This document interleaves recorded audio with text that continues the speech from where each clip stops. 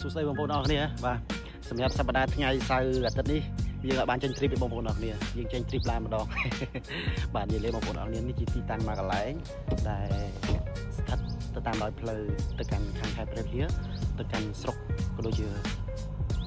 ស្រុកមួយបាទសូមមិនបង្ហាញទេហើយនេះយើងមានបេសកកម្មមួយសម្រាប់ការធ្វើដំណើរវែងឆ្ងាយពីបងប្អូនអរគ្នាអញ្ចឹងពាក់ព័ន្ធមួយការលក់ដូរខ្ញុំមិនសូវបានឆ្លើយតបឆាតក៏ដូចជា comment តាម Telegram សូមអធិស្ឋានបងប្អូនអរគ្នាដោយសារវាភារកិច្ចហើយគឺដំណើរឆ្ងាយបន្តិចទៅខាងយើងសុខពិសេសនោះបងប្អូនបាទជំរាបសួរបងប្អូនអរគ្នាខ្ញុំអាជីវ័នដោយសពរដអញ្ចឹងជាទូទៅរាល់បេសកកម្មខ្ញុំបាទទៅតាមបណ្ដាខេត្តមិនថាការ rally តែថ្ងៃនេះប្លែកជាការងារមួយនៅក្នុងការបំពេញបេសកកម្មដែលថ្នាក់ដឹកនាំបានប្រកល់កិច្ចជូនអង្គដំណើរជាមួយអាដាមប៊ុនផាគុំក៏ដូចជាអាដាមបងសរនីដែលជួយចូលរួមក្នុងនាមជាអនុប្រធានគណៈកម្មការឃុំពុទ្រា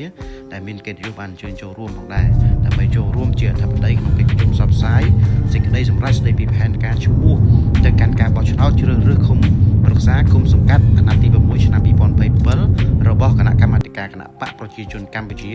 ក្រមអធិបតីភាពអាយដាមធុកសេរីវុឌ្ឍប្រធានក្រុមការងារគណៈបកចោះជួយមូលដ្ឋានឃុំពុទ្រាផងដែរបងប្អូនអរគ្នាឥឡូវយើងមកដល់ចំណុចមួយយើងធ្វើការបាទសម្រាប់បាទបន្ធូរដៃបន្ធូរជើងបន្តិចបាទរងចាំការធ្វើដំណើរទៅមុខទៀតចិត្តដល់គោលដៅបងប្អូនអរគ្នា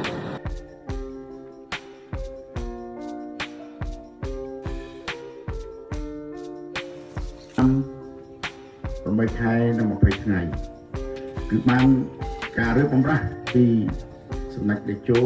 ដែលជាពេលនោះលោកក៏នៅជា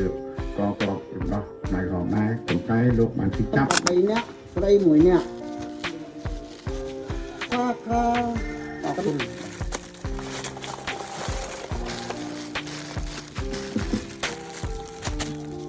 អរគុណប្រធាន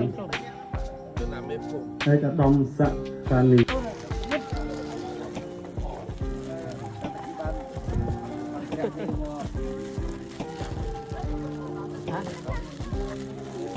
ចប់កម្មវិធីកិច្ចប្រជុំសព្វផ្សាយស្ដីពីសេចក្តីសម្រេចផែនការឆ្ពោះទៅកាន់ការបោះឆ្នោតជ្រើសរើសក្រុមប្រឹក្សាគុំសង្កាត់អាណត្តិទី6ឆ្នាំ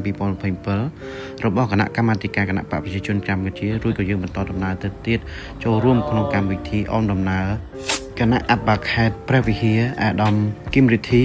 ពិធីប្រកាសបញ្ចូលសមាជិកថ្មីគណៈបកប្រជាជនកម្ពុជាឃុំធ្មាស្រុកជ័យសែនខេត្តព្រះវិហារវីដេអូកម្រងឯកសារថតទុកជាអនុស្សាវរីយ៍នៅក្នុងការចុះពេញបេសកកម្មជាមួយនឹងអាដាមប្រធានអាដាមអនុប្រធានក៏ដូចជាបងប្អូនសមាជិកដែលបានជើញចូលរួមផងដែរនេះជាវីដេអូដែលខ្ញុំបានថតទុកអនុស្សាវរីយ៍ក៏ដូចជាការបង្ហាញនៅទស្សនវិជ្ជាបាទដែលបងប្អូនរស់នៅ